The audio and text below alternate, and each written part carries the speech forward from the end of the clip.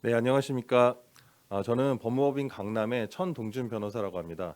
먼저 오늘 이렇게 중대재해처벌법 설명회에 참석해 주신 여러분들께 진심으로 감사를 드리고 이 자리를 마련해 주신 대한승강기협회 그리고 관계자 여러분들께 다시 한번 감사의 말씀을 드립니다. 오늘 설명회를 통해서 안내해 드리고자 하는 내용은 중대재해처벌법에 관한 내용입니다. 이미 언론 보도를 통해서 많이들 접하셨을 것이고 많이 들으셨을 것이고 혹자께서는 또 이제 들으시면서 많은 좀 불합리한 법이 아닌가라는 어떤 문제 의식을 가지셨던 분들도 있으실 것이고요. 그런데 뭐 한 가지 명확한 점은 이게 뭐 여러 진통을 거쳐서 뭐 빠르게 뭐 국회를 통과하고 내년 1월 27일부터는 전면적인 시행을 앞두고 있다라는 점입니다. 그래서 우리 승강기 업계에서 이를 조금 더 효과적으로 대응하고 효과적으로 어떤 좀 적응하는 방안을 마련을 해볼 필요가 있겠고, 그래서 이 자리를 마련해 주신 걸로 알고 있고요. 다만 이제 관련해서 그 언론 보도라든지 어떤 저희 뭐 로펌 그리고 노무법인 등에서 좀 관련된 자료가 많이 나온 것은 사실입니다. 많이 배포되고 많이 안내가 됐지만 한 가지 좀 아쉬운 점은 이게 너무 이제 추상적이고 어떤 일반적인 내용이 많다 보니까 이게 업계에 특화된 내용이라든지 좀 구체적인 내용이 조금 결여된 부분이 있었다. 그래서 어떤 이 승강기 업계 내에서는 공론화되는 과정을 충분히 거치지 못한 채로 이 시행을 앞두게 되었다라는 점이 조금 아쉬움이 남고요. 또 이제 50인 미만의 유예 기간이 정해졌죠. 그래서 2024년 1월 27일부로 이제 전면적으로 적용이 될 텐데 이런 어떤 유예 기간 때문에 오히려 그 중소기업 입장에서는 조금 이제 안일하게 좀 대처를 해온 것도 일부 사실인 것으로 보입니다. 따라서 오늘은 저희가 이제 그 중대재해처벌법이 존재하지 않던 시대 그리고 중대재해처벌법이 존재하는 이 다음 시대를 어떤 이 과도기를 맞으면서 중대재해처벌법이 도입되면서 어떤 산업안전보건이라든지 이런 다양한 분야에서 어떠한 변화들이 있을지 좀 예측을 해보고 구체적인 방안을 마련해보는 시간을 갖고자 합니다.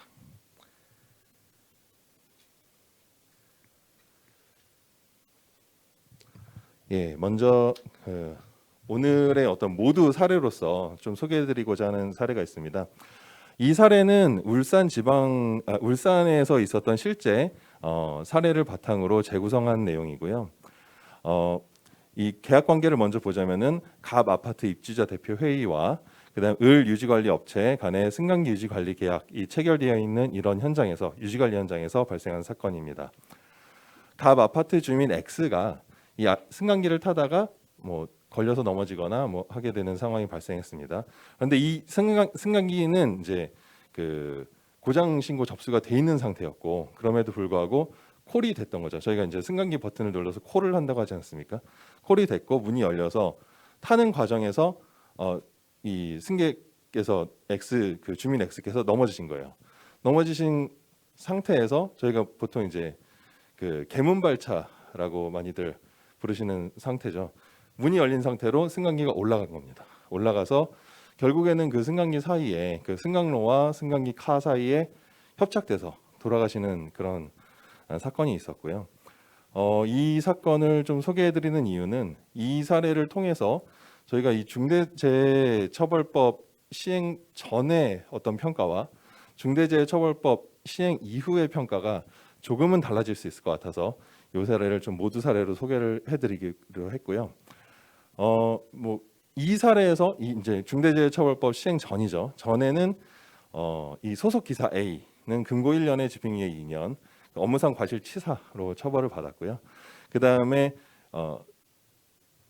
저 이제 B 같은 경우는 저 을 유지관리 업체 대표인데요. 네, 이 대표도 금고 10월에 집행유예 2년의 처벌을 받았습니다. 그리고 C 같은 경우는 이제 갑 아파트 입주자 대표회의 관리사무소장입니다. 관리사무소장님께서도 처벌을 받았던 이런 사례입니다. 이게 이제 중대재해처벌법 시행 이후에는 어떤 식으로 좀 변화가 되며 어떤 식으로 좀 법 적용이 달라질지 좀 이따 살펴보도록 하겠습니다.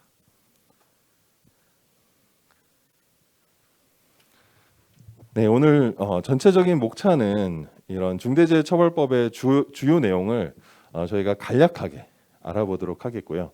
그 다음에 구체적으로 승강기 업계에서는 어떻게 대응을 해야 할지 그 구체적인 대응 방안에 대해서 살펴보는 시간을 갖도록 하겠습니다. 그 다음에 강사를 바꿔서 저희 중대재해 발생 시에 어떻게 저희 고용노동부나 아니면 이런 경찰이나 조사기관에 대해서 어떻게 대처를 해야 될지 대처 방안에 대해서 살펴보는 시간을 갖도록 하겠습니다. 먼저 중대재해처벌법의 주요 내용에 대해서 살펴보도록 하겠습니다. 예, 들어가기에 앞서서 최근의 동향을 말씀드리겠습니다. 중대재해처벌법 시대라는 것이 도래했습니다. 이전에도 저희 뭐 많이 들으셨겠지만 구의역 스크린도어 사망 사고, 그리고 태안 화력발전소 사고 등 기억나시죠? 이 사고들을 거치면서 산업 현장에서 외주 업체 소속의 이제 젊은 근로자들이 사망하는 그 사례들이 언론 보도가 많이 됐고, 따라서 뭐 일명 김용균법이라는 그 산업안전보건법 전면 개정도 이루어진 바 있습니다. 이러한 추세 가운데에서 산업재해에 대한 강력한 처벌을 요구하는 여론이 상당히 커졌고요.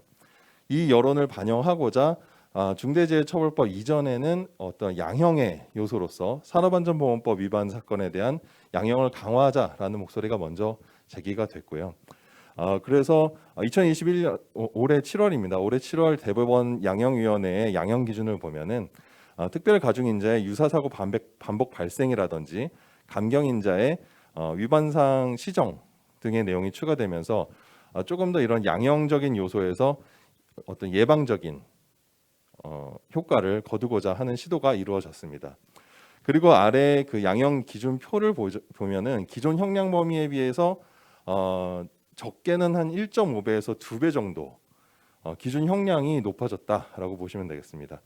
아마 현업에 계신 분들은 좀 기억하실 수도 있을 것 같아요. 2019년 이전에 산업재해가 발생했던 때랑 2019년 이후에 산업재해가 발생했던 때랑 조금 이제 그 어떤 수사기관에서의 처벌 수위 어떤 그 처분 수위라든지 그 판결 수위라든지 뭐 이런 부분이 좀 변경된 부분이 있었습니다. 예를 들자면 2019년에는 그 산업안전 그 보건법 위반 사건으로 사망 사고가 발생했다라고 하면 그 전에는 약식 명령으로 보통 벌금 뭐 한 300에서 500만 원 정도의 벌금이 뭐 검사 처분으로서 종결되는 경우가 많이 있었거든요. 그런데 2019년경부터 이거를 정식 기소를 하도록 어떤 검찰 내부에 지침이 내려졌고, 따라서 이에 따라서 대부분의 사망 사건 같은 경우는 정식 기소가 되는, 그래서 정식 기소가 이루어져서 판결을 받도록 하는 그런 어떤 실무례가 굳혀지고 있었습니다. 이에 따라서 법원의 양형 기준 자체도 기존의 어떤 300만 원에서 500만 원이라는 어떤 일률적인 벌금형보다는 조금 더 이제 좀 늘어난 거죠. 그래서 집행유예가 나오는 경우도 종종 많이 발생하고 있고, 벌금의 범위도 뭐 대략 한 1,000만 원 전 후반까지도 올라가는 상황이었습니다.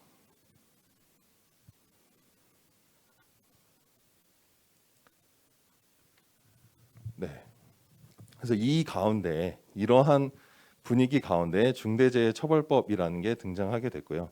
중대재해처벌법은 어떤 주요 내용을 보자면 이 중대재해가 발생한 상황에 대해서 어떤 처벌의 패러다임을 좀 혁신해보자라는 것이라고 보시면 되겠습니다. 예를 들어서 기존에는 행위자 처벌 중심이었어요. 그래서 현장에서 보면 현장 소장님들이라고 불리는 어떤 그 산업안전 그 관리 책임자를 처벌을 하는 게 주였다면, 중대재해처벌법에서는 그것이 아니라 사업주 그리고 경영 책임자에게 법령상의 안전보건 확보 의무를 부과를 하고, 이러한 안전보건 확보 의무를 위반해서 중대재해가 발생하게 되면은 이 경우에 대한 처벌을 하겠다.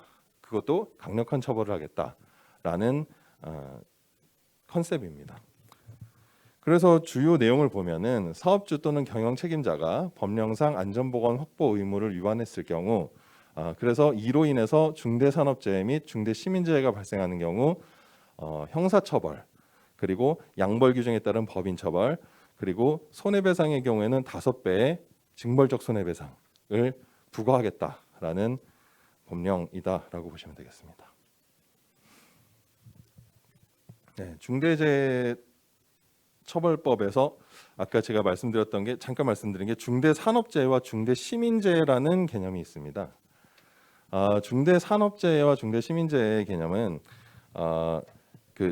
먼저 중대산업재해부터 말씀을 드리자면 사업장 내 시설, 장소, 장비에서 해당 사업장의 종사자, 즉 직영 직원이나 우리 외주 업체 근로자들에게 발생하는 사고 중에 사망 사고 또는 6개월 이상 부상자가 2명 이상 발생하는 사고, 혹은 작업장 질병자가 1년 이내에 3명 이상 발생하는 사고를 말합니다.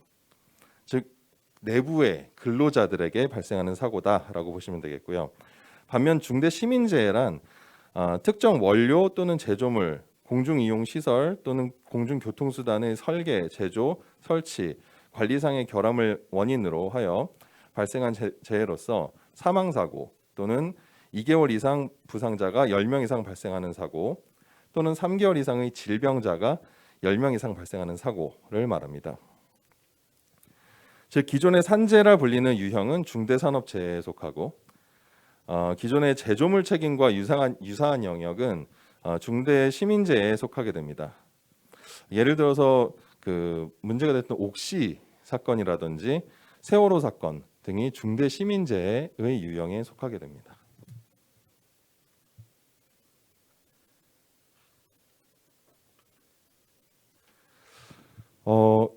기존에 있었던 산업안전보건법 위반 사건이라는 게 있죠. 중대산업재해와 관련해선 기존의 법령과 중대재해처벌법 간의 관계는 어떻게 되는지 살펴볼 필요가 있겠습니다. 중대재해처벌법이 시행된다고 해서 기존의 산업안전보건법이 폐지되거나 산업안전보건법을 대체하는 것은 아닙니다. 따라서 산업재해 등이 발생하면 기존의 산업안전보건법 및 업무상 과실치사상에 대한 수사와 처벌은 그대로 이루어진다라고 보시면 되겠습니다. 여기에 중대재해처벌법상의 처벌이 추가되는 형태입니다. 먼저 가장 크게 달라지는 점은 처벌 대상입니다. 기존의 산업안전보건법은 해당 현장에서의 안전보건관리 책임자가 산업안전보건법상의 안전보건관리 책임을 다하지 못한 점, 즉 이러한 과실에 대하여 그 과실을 한 행위자를 처벌하고 양벌 규정에 따라 소속 법인에 벌금을 부과하는 형태였다면, 중대재해처벌법 하에서는 안전보건 확보 의무를 다하지 않은 점에 대하여 그 사업주 또는 대표이사를 처벌하게 됩니다.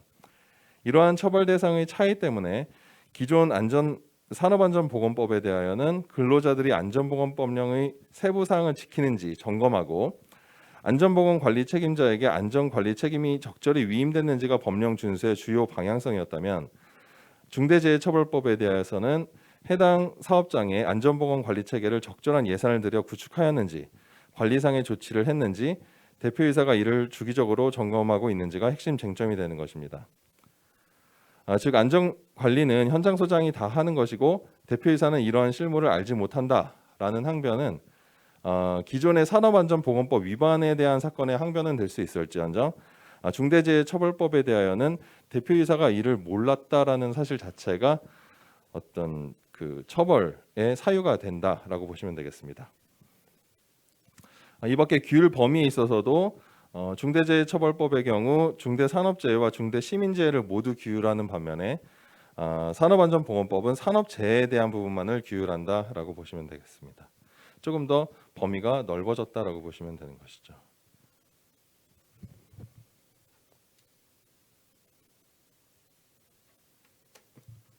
네, 중대재해처벌법이나 산업안전보건법이나 모두 산업재해를 예방하고 결과에 대한 처벌을 한다는 측면에서 성격이 비슷합니다.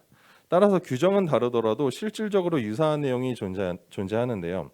예컨대 기존의 산업안전보건법상으로 대표이사는 안전보건계획을 수립하여 이사회에 보고할 의무가 있었는데, 중대재해처벌법 하에서도 안전보건관리체계 구축 및 이행 의무가 부여되기 때문에 내용상 실질적으로 중첩되는 부분이 많습니다.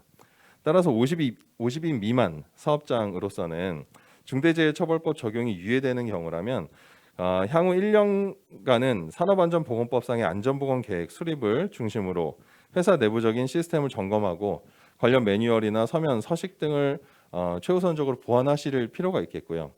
그 후 1년은 중대재해처벌법상의 안전보건관리체계로 안전관리체계를 도입하는 것을 순차적으로 고려를 해주시면 적절한 일정이 될 것으로 보입니다.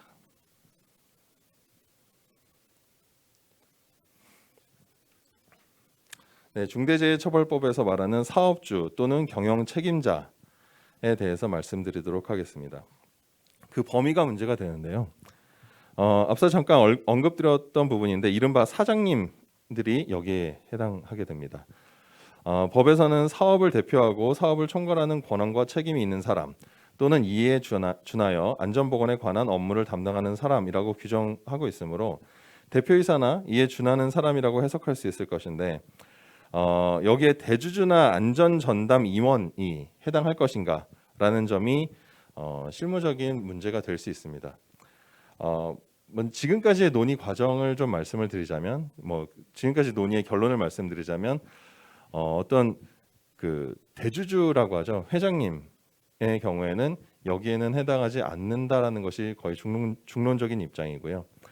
다만 이에 준하는 안전보건에 관한 업무를 담당하는 사람, 즉 안전관리 전담 어떤 임원의 경우에는 이분이 대표이사급의 어떤 정권을 가지고 있지 않는 한 이분한테 어떤 책임이 전가된다든지 아니면 대표이사의 처벌이 경영책임자의 처벌이 이분께로 부과된다든지 하지는 않을 것입니다. 즉 기존의 대표이사께서 처벌을 면하기는 어려울 것으로 보입니다.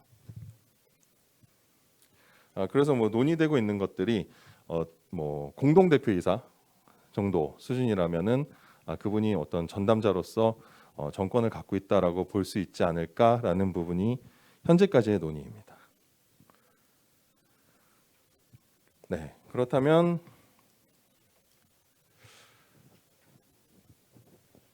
대표이사 등 경영책임자가 이행해야 하는 안전 및 보건 확보 의무란 구체적으로 어떤 것을 말하는지 살펴보도록 하겠습니다. 중대재해처벌법은 세 가지 영역, 즉 중대산업재해 그리고 중대시민재해 중에서도 생산, 제조, 판매, 유통 중인 원료 및 제조물에 관한 영역, 그리고 중대시민재해 중에 공중이용 시설에 관한 영역, 이 세 가지 영역에서 안전 및 보건 확보 의무를 규정하고 있습니다. 각 영역별로 요구하는 사항이 조금씩 다르기는 합니다. 그런데 공통적인 점을 추려보자면 사업의 전체적인 안전보건 관리 체계가 정상적으로 작동하는지 주기적 반복적으로 확인하고 미비점이 확인될 경우 이행 방안을 수립하고 이를 실행할 의무, 그리고 관리 감독자 등이 관계 법령에 규정된 의무를 제대로 이행하는지 관리하고 이행하지 아니하면 이행하도록 관리상 조치를 다할 의무, 그리고 관리상 조치 의무가 단순 확인에 그치지 않고 점검 결과를 보고받아 위이행 사항에 대한 보완 조치를 할 의무가 공통적으로 부과된다라고 보시면 되겠습니다. 이 상세한 내용은 뒤에 조금 더 자세히 살펴보도록 하겠습니다.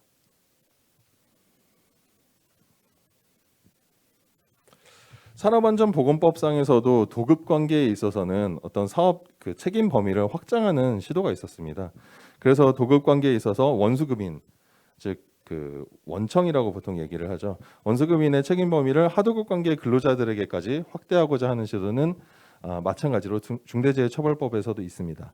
그래서 중대재해처벌법에서도 도급, 용역, 위탁 등을 행한 경우 제3의 종사자에게 그 중대재해가 발생하지 않도록 자신의 근로자와 동일한 안전보건 조치를 취해야 한다라고 규정을 하고 있습니다. 여기서 제3의 종사자랑 근로자 그리고 도급, 용역, 위탁 등 계약의 형식에 관계없이 사업의 수행을 위하여 대가를 목적으로 노무를 제공하는 자를 말하고 제3자로 확대 범위를 해당 시설, 장비, 장소 등에 대하여 실질적 지배, 운영, 관리 책임이 있는 경우로 한정하고 있는데 이는 사업의 전체적인 진행 과정을 총괄 조율할 능력이나 의무가 있는 사업주를 말한다 된다라고 해석을 하고 있습니다. 좀 복잡하게 말씀을 드렸는데 이유나 명목을 불문하고 승강기 사업자가 어떤 총괄적인 책임을 지고 어떤 업무를 위탁하는 관계에서는 모두 다 그 원 사업자가 그 어떤 도급 용역 위탁으로서 중대재해처벌법상의 의무를 진다라고 보시면 되겠습니다. 조금 더 구체적으로 말씀을 드리자면 저희가 그 승강기 산업 부분을 보통 제조, 설치, 유지 관리로 많이 나누잖아요. 설치나 유지 관리 쪽에서 이루어지는 하도급 관계, 그쪽에서 이루어지는 용역 관계에서는 모두 이 제3자에 대한 그 도급 용역 위탁에 따른 중대재해처벌법상의 책임이 그대로 발생한다라고 보시면 되겠고요. 제조 영역에서도 제조 위탁 중에서 그 사내 하청이라든지 뭐 이런 부분으로 이루어지는 부분은 도급 용역 위탁의 영역으로서 중대재해처벌법이 적용된다라고 보시면 되겠지만 아예 외부에서 납품을 받는 경우가 있어요. 제조 하도급 중에서 외부에서 아예 제작이 다 이루어져서 들어오는 뭐 예를 들어서 뭐가 있을까요? 뭐 버튼이라고 보면은 뭐 외장 제품 있잖아요. 의장 제품 같은 경우는 보통 이제 승강기 제조사에서 다 만드는 경우가 없고 그 외주를 줘서 외주 제품을 받아서 쓰는 경우가 많으니까 그런 경우 같은 경우는 그 해당 사업장까지 어떤 중대재해처벌법상의 그 보호 의무가 확대되진 않을 거다라고 예상이 됩니다.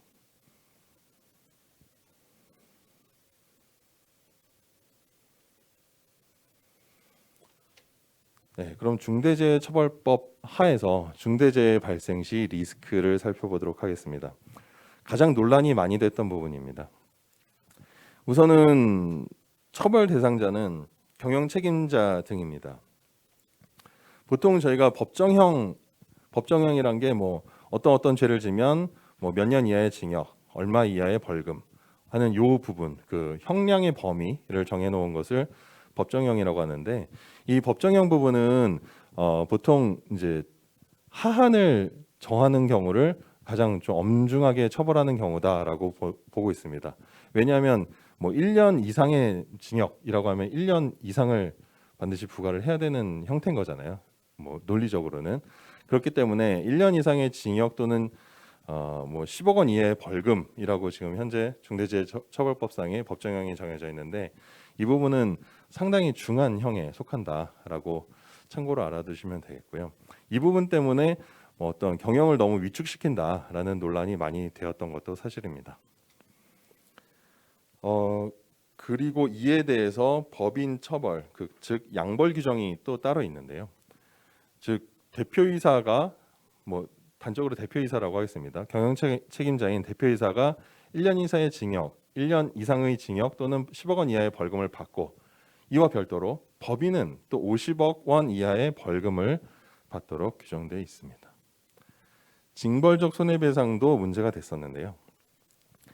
고의 또는 중대한 과실로 안전보건 의무를 해태할 시에 손해액의 5배 이하의 범위에서 징벌적 손해배상 책임을 지도록 하고 있습니다. 보통 징벌적 손해배상이란 얘기는 많이 들어보셨죠? 뭐 저희가 흔히 뭐 언론에서 많이 들었던 얘기는 뭐 맥도날드 얘기는 많이 들으셨을 거예요. 맥도날드에서 어떤 할머니가 컵홀더가 없는 컵을 이제 들고 거기에다 뜨거운 커피를 받았는데 거기서 화상을 당하게 되죠. 그 화상을 당한 걸로 맥도날드가 어마어마한 손해배상 책임을 지게 된 사건이 미국에서 있었습니다. 그래서 이러한 어떤 징벌적 손해배상 제도가 어떤 이 사건을 계기로 해서 여러 제도에 도입이 됐고 가장 대표적인 게 이 맥도날드 사례에서 문제가 됐던 PL, 즉 프로덕트 라이어빌리티라고 해서 제조물 책임 분야에서 먼저 많이 확산이 됐고요. 우리나라에서도 마찬가지로 이런 그 징벌적 손해배상이 많이 도입이 됐는데 공정거래 관련 법령 보면은 3배 손해배상까지는 지금까지 비교적 많이 있었습니다. 그런데 이번에 굉장히 파격적으로 그 손해액의 5배를 배상하도록 하는 것이거든요. 그렇기 때문에 이게 뭐 그냥 숫자상으로는 그렇게 높지 않아 보인다 할지라도 이게 상당히 파격적인 법령이다라는 점을 알아주시면 되겠고요. 실제 법인이 그 사업주가 부담하게 되는 책임 자체도 어마어마하다라는 것을 알 수 있습니다. 대표이사께서 받으시는 형량의 범위도 상당히 크고요. 그리고 법인도 50억 원 이하의 벌금이라고 한다면은 기존의 다른 법령에 비해서는 엄청 큰 부담이 되는 액수다라고 보시면 되겠습니다.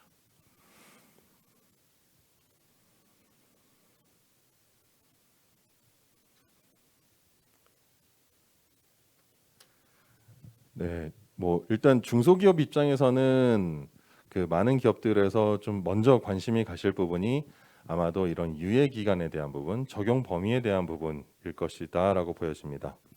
승강기 업계 같은 경우는 먼저 이제 원칙을 말씀드리자면 상시근로자 5명 미만 사업 또는 사업장 같은 경우는 중대재해처벌법의 적용 범위에서 제외됐습니다. 이거는 뭐 유예 기간이 아니고요. 적용 범위에서 아예 배제가 된 것이고요. 다만 유예 기간이 주어지는 사업의 형태는 상시근로자 50명 미만의 사업장 그리고 50억 미만의 공사 현장 같은 경우는 경과 규정이 적용이 돼서 2024년 1월 27일부터 적용되도록 하였습니다. 그런데 승강기 업계의 경우 유지관리업을 기준으로 봤을 때 승강기 안전관리법이라고 있죠. 승강기 안전관리법상 유지관리업 등록을 위해서는 중저속기종의 경우에 일반 기술 인력 6명 이상을 두도록 하고 있고 고속기종 같은 경우는 일반 기술 인력 8인 이상을 두도록 하고 있어서 일단 유지관리업을 등록하는 순간 상시근로자 5명이 초과해 버립니다. 그렇기 때문에 아마도 이제 그 승강기 업계 적어도 유지관리를 기준으로 봤을 때 승강기 업계 전반에 중대재해처벌법이 적용되는 것은 사실상 시간 문제다라고 보셔야 될 것 같습니다.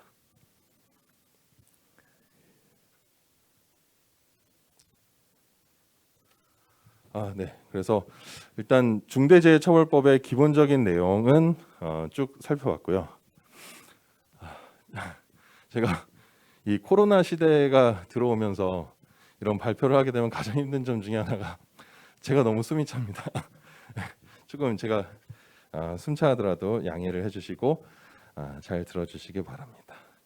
예, 이번 세션에서는 저희가 조금 더 편안한 분위기에서 과연 그러면 중대재해처벌법에 대한 일반적인 내용은 우리가 살펴봤는데 승강기 업계에서는 어떻게 적용이 되고 승강기 업계는 어떻게 대응을 해야 될지 저희가 저도 발표를 하고 여러분들께서도 같이 생각을 해봐 주시고 혹시 뭐 좋은 의견이 있으시면 또 같이 나누는 그런 형태로 진행되었으면 합니다.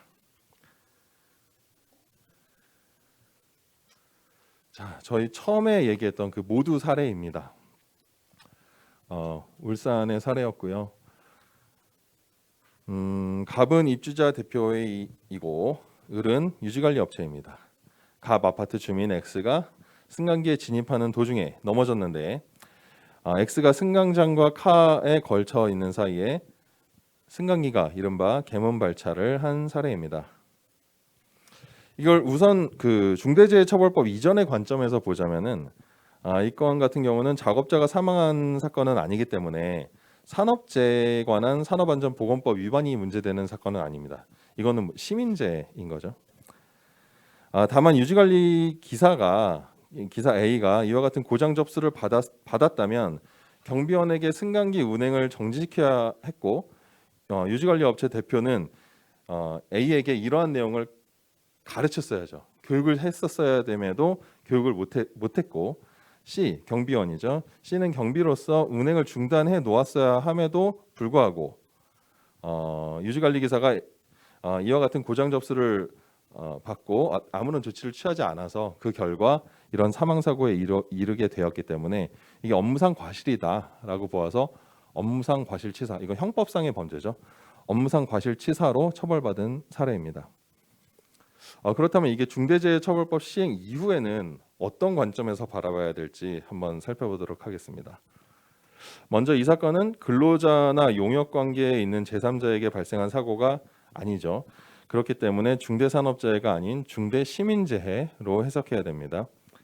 중대시민재해 중에서도 아까 중대시민재해가 두 가지로 분리된다고 했었잖아요. 어떤 원재료나 제조물에 대한 책임 아니면은 어떤 공공장소에 대한 책임인데 이 경우는 두 번째 사례라고 보시면 되겠습니다. 그래서 실질적으로 지배 운영 관리하는 공중이용 시설의 설계 설치 관리상의 결함으로 인해서 시민이 재해를 입은 경우다라고 보시면 되겠습니다. 이 사례에서 또 하나 이제 중대재해처벌법상의 쟁점이 될 것은 과연 이 갑 아파트 여기가 공중시설인가라는 점입니다. 사실 저희가 대부분의 유지관리 현장이 아파트 현장이 많기 때문에 굉장히 중요한 문제가 될 수 있겠죠. 그런데 이 공동주택 같은 경우는 이 그 공중시설에서 법에서 제외를 시켜놨습니다. 따라서 요건 같은 경우는 지금 뭐 중대재해처벌법에 어떤 다양한 쟁점을 포함하고 있는 내용이긴 하지만 중대재해처벌법상 처벌 대상에 해당하지는 않게 됩니다. 그런데 이제 요 사례를 조금 이제 하나씩 사실관계를 바꿔가면서 저희 중대재해처벌법을 조금 더 이해를 해보도록 하겠습니다. 첫 번째로 이 안전부품 결함으로 인해서 발생한 사고라면, 예를 들어서 이게 뭐 갑자기 그 승강기 카가 위로 솟구치는 사례인 거잖아요. 사람이 이렇게 넘어져 있고 개문 발차한 사례인데 이게 원인이 어떤 제어반의 결함이라든지 어떤 그 안전 그 승강기 카 도어 닫힘 장치에 대한 센서의 문제라든지 이런 안전 장치의 문제였다. 이 결함이었다라고 한다면은 이 부분은 아마 저 제조사나 부품 제조사가 중대재해처벌법상의 시민재해에 대한 책임을 지게 될 가능성이 있습니다. 그리고 이게 갑 아파트가 아니라 백화점에서 발생한 사고라면 어떨까요? 백화점에서 발생한 사고라면 백화점은 이제 공중시설에 해당하거든요. 그래서 백화점 같은 경우는 백화점에 어떤 관리 주체가 있겠죠. 그 관리 주체가 아마도 이제 건물 관리자나 그런 관리 주체가 아마 중대재해처벌법상의 중대시민재해로서 어떤 처벌을 받을 가능성이 있고요. 여기에서 승강기 유지 관리 업자의 책임은 어떻게 되는가? 일반적인 경우에 있어서는 승강기 유지 관리 업자 같은 경우는 이 경우에서는 책임을 묻기는 조금 어려울 것 같아요. 왜냐하면 어떤 실질적으로 이 시설을 관리하고 시설에 대한 어떤 전반적인 책임을 갖고 있는 자여야 되는데 승강기 유지 관리 업자는 보통 그렇게 전반적인 시설에 대한 책임을 다 갖고 있다라고 보기는 조금은 어렵거든요. 그런데 이 부분에 있어서 그래서 앞으로 이제 고객 측에서 좀 색다른 요구가 들어오지 않을까라는 예상은 조금 조심스럽게 해볼 수도 있습니다. 예를 들어서 승강기 안전관리법에서도 보면은 저희가 어떤 관리 주체의 정의에서 어떤 그 승강기에 대한 소유자의 어떤 전적인 위임을 받아서 관리 주체가 되는 경우도 있을 수 있거든요. 그 경우를 이 경우에 대입을 한다면은 아마 이게 뭐 승강기 업계에서는 거의 없어진 형태이긴 하지만 이제 앞으로 부활해서 이게 승강기 관리에 대한 승강기 전체의 시설에 대한 관리의 권한을 위임하는 계약이 저희 FN 계약이나 POG 계약에 도입될 가능성, 이거를 요구할 가능성도 전혀 배제할 수는 없습니다. 이제 좀 가능성 자체가 생긴 것 같고요. 뭐 작업 중에 뭐 로프시브 교체 작업이 뭐 대표적이죠. 유지관리 작업 중에서는 이런 그 작업을 하거나 점검을 하는 중에 작업자가 사망하신 경우다라고 한다면은 이건 시민재해가 아니라 중대산업재해에 해당하게 되겠죠. 그래서 보통 중대산업재해다라고 하면은 이제 승강기업계에서는 설치 현장을 많이 먼저 첫 번째로 생각을 하실 수가 있겠는데 유지관리 현장에서도 아주 많지는 않지만 가끔이라도 이런 산업재해가 발생을 하고 그렇다라고 한다면은 유지관리 현장도 중대재해처벌법에서 아주 자유로울 수는 없는 시장이다라고 파악을 해주시면 되겠습니다.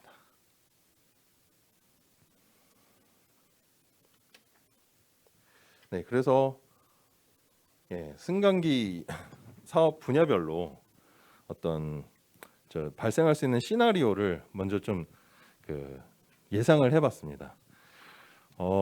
기준은 우리가 승강기가 보통 이제 승강기 제조업 그리고 승강기 설치공사업, 승강기 유지관리업 이 세 분야로 나뉘잖아요. 이 세 분야를 중대재해처벌법의 세 분야, 즉 중대산업재해 그리고 중대시민재해 중에서 원료 및 제조물에 대한 결함, 중대시민재해 중에서 공중이용시설에 대한 관리상의 결함, 이 세 가지 유형으로 나눠서 각 대입을 해서 어떤 사례들이 있을지, 어떤 유형들이 있을지 좀 살펴보도록 하겠습니다. 첫 번째 유형으로 제가 한번 인식을 해본 것이 승강기 부품 제조업에서 중대산업재해입니다. 죄송하지만 제가 물 좀 잠깐 마시겠습니다.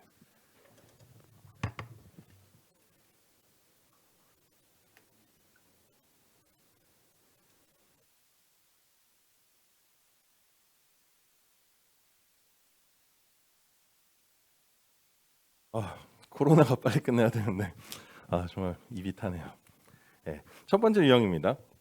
첫 번째 유형은 그 중대산업재해 중에서 이제 승강기 부품 제조업에서 발생할 수 있는 중대산업재해입니다. 예를 들어서 쉽게 생각할 수 있는 게 그 제조 공장 있죠. 저희 부품 제조 공장이 있을 수 있고 승강기 제조 공장이 있을 수 있고 이 제조 공장에서 발생하는 문제. 그다음에 제조 공장에서 뭐 이게 약간 다툼의 여지는 있지만 사내 하청이 이루어지는 경우도 뭐 종종 있습니다. 그럼 이 사내 하청 업체에서 발생하는 산업재해, 이 부분이 이제 먼저 문제가 될 수 있고요. 그다음에 또한 중대산업재해의 두 번째 유형으로 이건 설치 공사업에서도 발생할 수 있고 유지관리업에서도 발생할 수 있는 것인데 그 승강기 설치 공사 현장이 있을 수 있잖아요. 승강기 설치 공사 현장은 대표적인 산업재해의 그 다발 영역이기도 하죠. 그래서 이런 승강기 설치 공사상의 중대산업재해가 발생할 수도 있다라는 점. 그다음에 리모델링이나 교체 공사 현장에서도 물론 중대산업재해가 발생할 수 있습니다. 한 가지 이제 미지의 영역 중에 하나가 저희 실측. 뭐 보통 저희가 영업상의 이유라든지 뭐 다른 이유를 위해서 이제 실측을 하게 되는데 실측하는 과정에서 산업재해가 발생하는 경우도 물론 발생할 수 있고요. 그리고 승강기를 모두 다 설치하고 나서 검수 과정 있잖아요. 검수 과정 혹은 공단의 검사 과정, 공단 검사원에게도 이런 중대산업재해가 발생할 가능성이 있습니다. 그리고 승강기 유지관리업에서는 승강기 부품 교체라든지 승강기 수리공사 과정에서 중대산업재해가 발생할 수 있을 것으로 보입니다. 그리고 물론 이제 자체 점검이라든지 뭐 이런 점검 과정에서도 당연히 발생할 수는 있고요. 중대 시민재해 중에서도 원료 및 제조물에 대한 결함은 일단 승강기 부품 제조업 같은 경우는 부품 결함이 발생하는 경우, 안전 부품에 부품 결함이 발생하는 경우 당연히 중대 시민재해로 판단될 수 있고, 그리고 이 중대 시민재해의 그 원료 및 제조물 결함 부분을 보면은 생산, 제조, 판매, 유통 중인 원료 및 제조물이거든요. 이게 제조물 책임법도 비슷한 구조입니다. 그렇다라고 한다면은 승강기 유지관리업자가 승강기 유지관리용 부품을 판매하는 경우, 저희 뭐 현장에서 판매할 수도 있고 교체품을 판매할 수도 있고 이렇지 않습니까? 이러한 부품 결함으로 인해서 발생한 재해가 있다라고 한다면은 이 또한 중대 시민재해로 판단될 가능성이 있습니다. 그리고 중대 시민재해 중에서도 공중 이용 시설과 관련된 부분, 이 부분은 사실 제가 상상력을 아주 풍부하게 발휘했을 때 감지를 할 수 있었던 부분인데, 예를 들어서 승강기 리모델링 현장이 많이 있잖아요. 뭐 기존의 건물에 승강기만 떼어내서 승강기를 교체하는 현장, 이런 경우는 그 건물을 그대로 사용하시는 경우들이 간혹 있습니다. 예를 들어서 뭐 은행 건물이다. 은행 건물이면은 승강로에서 승강기는 정지시켜 놓고 계단을 이용하시는 방법으로 아니면 다른 승강기를 이용하는 방식으로 그 건물을 그대로 이용하시는 경우가 있는데요. 이러한 때에 차폐를 제대로 해놓지 않는다든지, 아니면은 승강기를 제대로 꺼놓지 않아서 콜이 돼서 그냥 쑥 들어가 버리다가 사고가 발생하는 경우라든지, 이런 경우에 그 작업자 외에 시민들이 재해를 당하는 경우가 충분히 있을 수 있습니다. 뭐 굳이 승강기가 아니라 하더라도 이 부분은 이제 뭐 저희 주차기 같은 경우는 기사에서도 이런 사례가 가끔 나오죠. 주차기가 원래 콜 되면 이제 팔레트가 같이 내려와야 되는데 팔레트가 안 내려오고 문이 열렸다가 차가 들어가서 그냥 승강로로 추락하는 사례들, 이런 사례들은 왕왕 있습니다. 그렇기 때문에 이러한 위험이 감지될 수 있다라는 점을 알아주시면 되겠고요. 승강기 유지관리업에서도 마찬가지입니다. 고장 출동이나 점검 작업했는데 저희 승강로가 제대로 고장 점검 중에 점검 표시를 제대로 안 해놨다든지 차폐를 제대로 안 해놨다든지 하는 경우에 이런 중대 시민재해가 충분히 발생할 수 있습니다.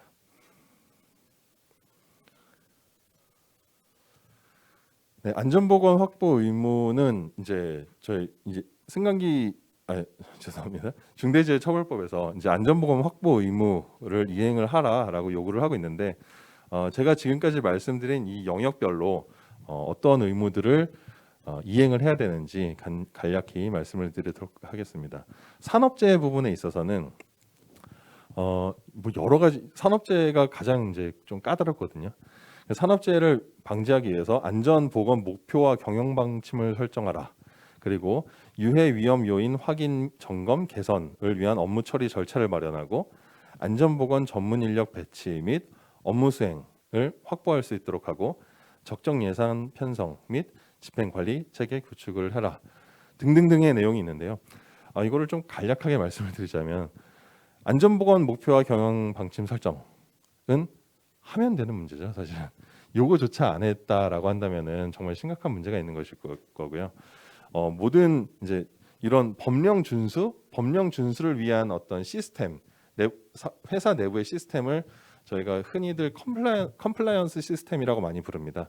이 컴플라이언스에서 가장 기본이 되는 부분 중에 하나가 이런 의지천명이에요. 그래서 모든 컴플라이언스 시스템에서는 이런 목표와 의지를 외부적으로 드러내고 천명하도록 하고 있습니다. 뭐 그런 가장 기본적인 원칙이 여기에 그냥 반영이 됐다라고 보시면 되겠고, 그래서 뭐 홈페이지라든지 어떤 이런 여러 가지 매체를 통해서 대표이사님의 의지를 확고히 하신다라고 보시면 되겠습니다. 그리고 이러한 의지를 실현시키기 위해서 어떤 점검도 해야 되고요. 이 점검을 해서 개선하기 위한 개선 방안도 마련을 해야 되고, 개선을 하기 위한 어떤 적정 예산을 배정을 해야 된다라고 보시면 되겠습니다. 이러한 너무 까다롭고 구체적이고 많은 내용을 어떻게 다 지키냐라고 하시는 분들이 간혹 계세요. 저도 충분히 공감이 되는 내용인데요. 반대로 생각을 해보면 중대 산업 재해가 발생했을 때 이 부분들이 다 이행이 돼 있다라고 한다면 사실상 이 까다로운 법령을 좀 빠져나갈 여지가, 처벌을 안 받을 여지가 좀 생긴다라고 볼 수도 있는 거거든요. 그렇기 때문에 이게 까다롭게 규정돼 있으면 있는 만큼 조금 더 이것만 지켜준다면, 어떤 정말 최소한 형식적으로라도 지켜준다면 사실 처벌하는 입장에서는 좀 망설여지게 되는 경우가 발생할 수 있죠. 그래서 최소한의 내용들을 규정을 하고 있다라고 봐주시면 되겠고, 이게 오히려 중대산업재해가 발생을 했는데 이 중에서 한 개도 안 돼 있다라고 하면은 이건 더 이상 뭐 방어할 방법이 전혀 없는 상황이 발생할 수 있어서 그런 부분을 좀 감안하셔서 적정 예산을 반영하셔서 그 기업 규모에 맞게 적정 예산을 반영하셔서 이러한 내용을 준비를 하실 것을 강력하게 권장을 드립니다. 산업재해 같은 경우는 저희가 이거는 중대재해처벌법상의 내용이 아니고 그 산업안전보건법상의 안전관리 체계이거든요. 근데 이 안전관리 체계가 그 위인관계가 제대로 명확하게 안 돼 있는 현장 혹은 안 돼 있는 회사들도 상당히 있어요. 특히 뭐 유지관리 쪽에서는 뭐 이런 부분이 잘 신경을 못 쓰고 계신 분들이 조금 있으시긴 한데, 이 부분이 이제 필수적으로 앞으로는 갖춰져야 된다라고 보시면 되겠고요. 예, 다음으로 이제 시민재해 중에서도 저기 그 제9조 1항에 정해져 있는 어떤 부품 결함에 대한 문제, 원재료 및 제조물 결함에 대한 문제입니다. 마찬가지로 뭐 적정 인력을 배치하고 적정한 예산 편성하고 어떤 예방 업무 처리 절차 마련하도록 하고 있습니다. 3번에 있는 중대시민재해 예방 업무 처리 절차 같은 경우는 어떤 매뉴얼화 해라라는 걸 매뉴얼화하라는 규정이다라고 보시면 되겠고요. 다음으로 이 부분은 이제 시설상의 관리 책임 부분입니다. 그래서 설치 유지 관리 현장의 어떤 접근 통제 이 부분은 사실 저희가 아주 그 승강기업계의 주력적인 업무 분야는 아니겠지만 그리고 아주 빈발하는 사고 사례는 아니겠지만 그래도 이런 설치 통제에 대한 현장 접근 통제에 대한 매뉴얼이 각 현장별로 마련돼 있고 각 회사별로 마련돼 있을 필요성이 있습니다.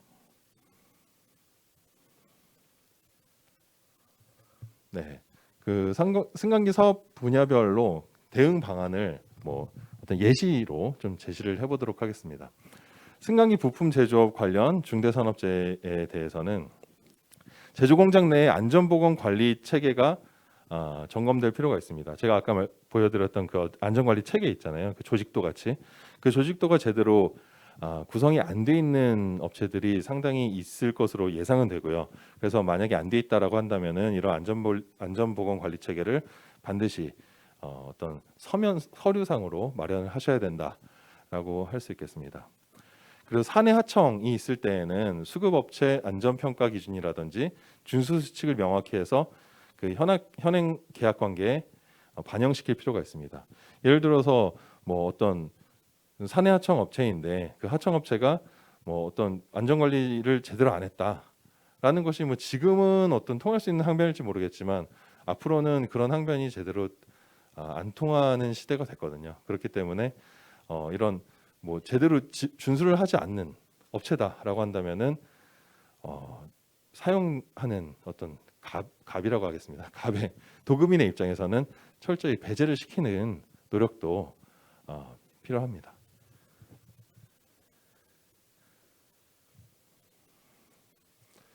그리고 설치 유지관리 실측 검사 관련해서 중대산업재해가 발생할 수 있는데요. 작업 현장 내의 안전보건 관리 체계에 대한 점검이 필요합니다. 예를 들어서 현장별로 안전관리 책임자가 제대로 선임되어 있는지, 현장별로 현장 소장이 제대로 선임되어 있는지, 여기에 대한 안전관리를 누가 하는지가 명확히 상호간에 인식이 돼야 됩니다. 사용자한테도 인식이 돼야 되고 그 현장 관리를 하는 당사자한테도 인식이 돼야 될 것입니다. 이런 부분이 조금 이제 관행적으로 승강기 업계가 굉장히 오래되다 보니까 이게 관행적으로 운영이 되는 부분이 없지 않아 있거든요.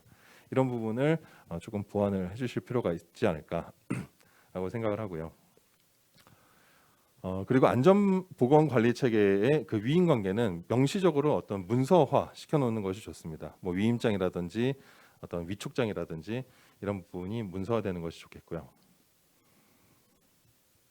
그리고 이제 이 부분은 제가 간략히 언급만 드리고 넘어가겠습니다. 이건 별도의 어떤 추가적인 검토가 당연히 필요한 부분인데 공동수급이 많이 있죠. 승강기 업계. 그 공동수급 관계 시 안전관리 및 안전보건 확보 의무에 대한 분담 내역을 누가 분담할 것인지 과연 그 공동수급체 구성원 중에서 대표 구성원인지 아니면 그 구성원인지에 대해서 명확히 할 필요가 있습니다. 이 분담 부분이 사실 이것도 이제 관행적으로 이루어지고 있는 부분이 없지 않아 있어서 이런 그 기존 계약에 대한 재검토가 필요한 시점이 됐습니다.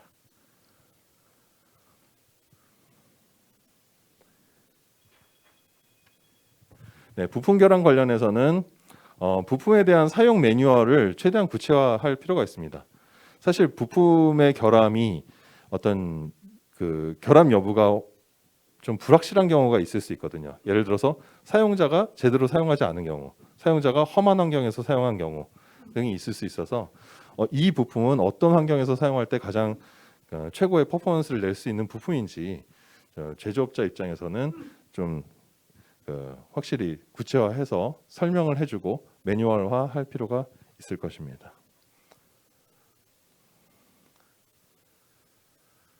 설치 유지 관리 현장 통제 관련해서는 그 공중시설의 관리 주체가 안전보건 확보 책임이 있으나 관리 주체가 불분명하거나 설치공사업체나 유지관리업체의 책임이 경합되는 경우가 발생할 수 있어서 여기에 대한 어떤 자체적인 차폐 조치에 대한 가이드라인, 차폐 조치에 대한 어떤 원칙들, 그 회사 내부의 규칙들을 좀 만드실 필요가 있습니다.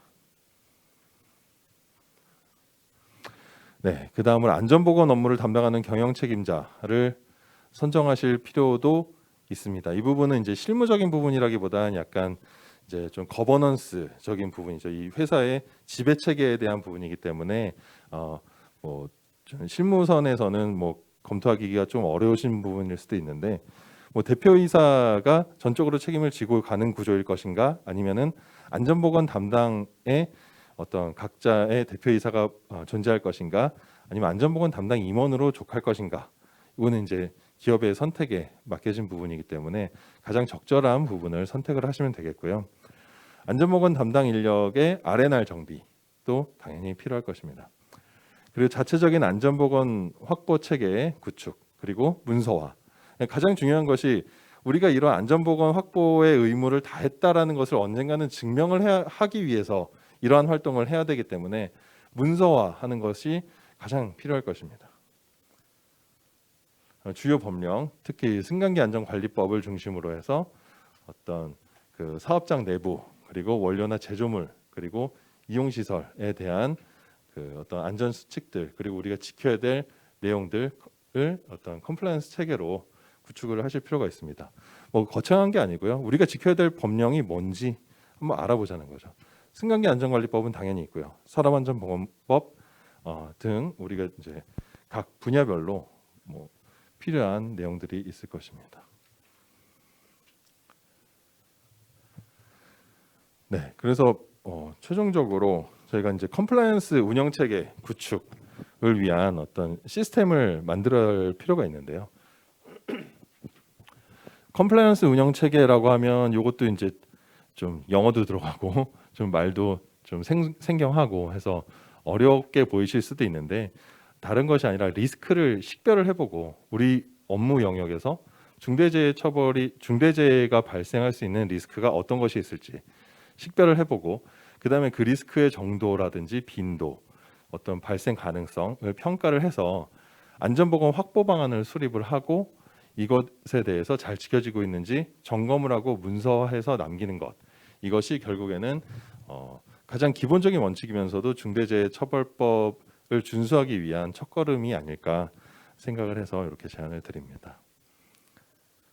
네, 우선 제가 준비한 부분은 여기까지이고요. 긴 시간 동안 수고 많으셨습니다. 잠깐만 쉬었다가 다시 찾아뵙도록 하겠습니다.